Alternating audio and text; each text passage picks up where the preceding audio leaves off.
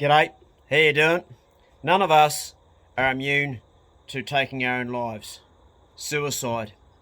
I don't know why it's called committing suicide, because when you commit something, it's normally an offence and you get prosecuted. Like, you commit suicide? Ooh, I'm going to get fined for killing myself. How scary. I don't know why you have that. It's dumb. Having a cup of tea here, thinking about it. Most of us, at some stage in our lives, have been affected by either someone committing suicide and leaving us, or even ourselves wanting to commit suicide. I want to talk about this openly and plainly. In my life, I've lost 4 people that I love from suicide, and you probably have lost someone that you love too, or knew at least, and you may have even contemplated suicide at some stage. This video is not for people that suffer deep depression and have suicidal thoughts. That is a very, very valid topic, and it needs a lot of discussion, and we can look at that in another video. This video is about the woman or the bloke that suddenly took their life like that. Boom! No one saw it coming. Everyone said he was a sportsman. He was so happy. He worked so hard. His life was together. He'd paid off all his debt. His health was great. He had a wonderful wife and 2 kids. What happened? What went wrong? And that's what happens.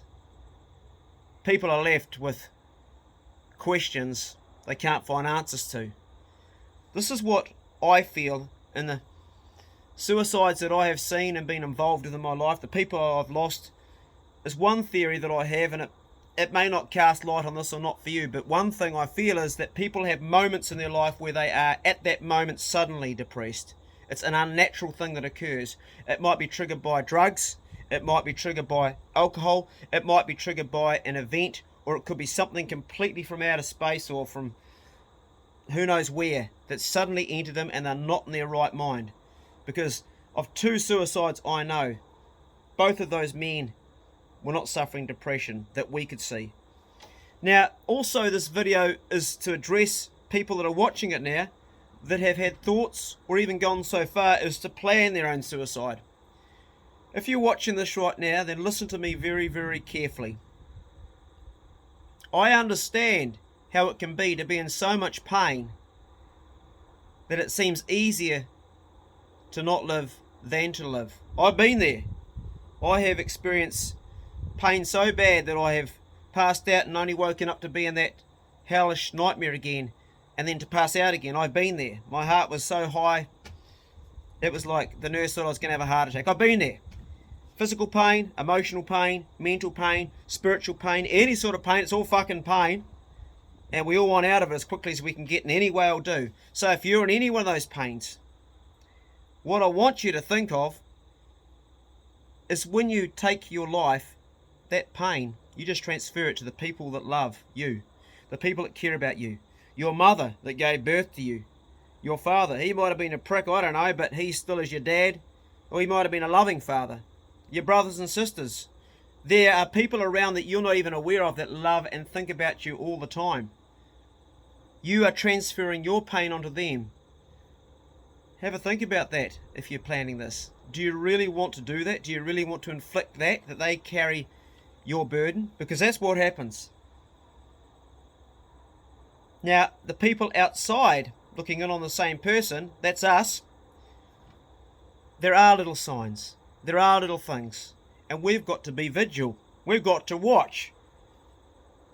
Say you got a mate and suddenly he changes a pattern in his life that seems odd to you. Stops going to the pub at the same time, or stops engaging in something he used to. His eating habits change, or his sleeping habits change. The smallest of signs of what we've got to be vigilant with our mates. All it says is, hey, something's a little bit different here. Go and talk to that person. G'day, mate. How you going? Listen, I've got to ask you, bro. Normally you sit down and have a pie with us on Pie Day Friday. You didn't this week. Is everything all right? This is your chance for that moment to watch body language. Is he looking down? Is his body language? If he's used to lying all the time and has a plan, then there's not much you can do. He'll carry it out. It happens. But there's still things we can look for on signs. And looking back on all 4 people, or 3 of the 4 that I knew, there were signs that I've missed. You can't be held accountable for if you miss those signs, but it's up to us with our mates to do bro checks all the time. This channel is the bro check channel, and this is what I'm saying. Do your bro checks. You might be surprised. And ask the question. Ask it outright. Don't pussyfoot around. Mate, are you okay? No, not really. Okay, next step is, so what's going on? No, I don't want to talk about it, mate. Well, I want to talk about it. What's going on? Nah, it's okay, mate. I don't want to fucking go there. No, mate, we are going to go there. Listen to me. I love you. I fucking love you, mate. And when I know something's not right with you, then something's not right with me. Already something's not right. You've told me that. Now let's explore this. Nah, mate, I don't want to fucking go there. I'm going there, mate. Listen up. Have you had dark thoughts recently? Yeah, I've had dark thoughts. Have you thought about taking your own life? Goes quiet. You know he has. Yep. Hopefully by now the tears start to roll and you crack through. Here's the time to take it further. Have you planned it? Have you had thoughts of how you're going to execute this? If you're at that stage with this person you're having this conversation with, this needs real investigation, and you don't have the tools to take it any further. You need to call up a psych team and get them out to see him or her, and you need to really act now, because we're now at a critical stage. And if you're going to save this life, then you've got to act. You've got to ask the hard questions. There's no point in fucking around with this. We're talking life and death. It's just as important as a surgeon's job or a policeman's job or a fireman's job. Your job is just as critical. And I won't make light of it. I don't want to see another young man do this. And you don't either. And you don't want to also take your own life. If you're listening to me right now and you've got a really bad thing going on somewhere in your life, whatever it is, you don't want to take this road. You don't want to take it. There's a lot of things that make people take their own lives. It could be living with terrible guilt. It could be living with terrible fear.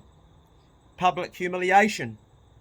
Someone you love has left you and you feel abandoned and hopeless. It could be a feeling of helplessness. It could be a feeling of not being good enough. It could be deep clinical depression where there is just no joy in life anymore. But I'll tell you, I've been down at rock bottom many times in my life. And today, I'm talking to you. I'm balanced. I'm healthy. I'm looking forward to tomorrow waking up.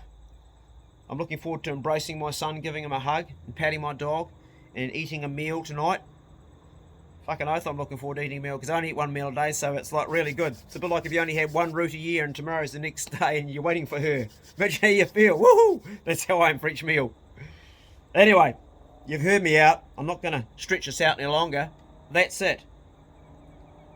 So if you've watched this video and you're in a bad space, I want you to call Helpline right now. And if not for yourself, for all the people that love you, for the ones that you're about to leave behind. And remember, if you've got a mate, there's been a change in pattern, make it your mission to keep an eye on your mates. That's what a good mate does. Alright, until the next video, go steady. See you later.